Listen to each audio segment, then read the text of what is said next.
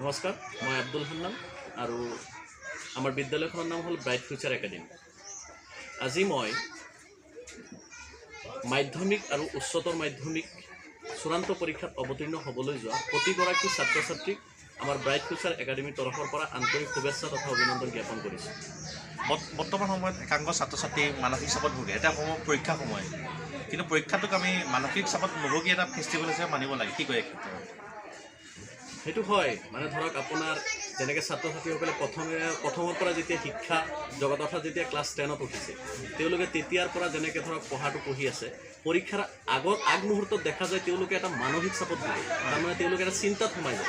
Actually সেইটো নহয়, তেওঁলোকে যিখিনি কষ্ট কৰিছে, তেওঁলোকে যিখিনি মানে কঠোৰ পৰিশ্ৰম কৰিছে, সেইখিনি তেওঁলোকে মনত সাহস লৈ তেওঁলোকে পৰীক্ষা হলত যাব লাগে।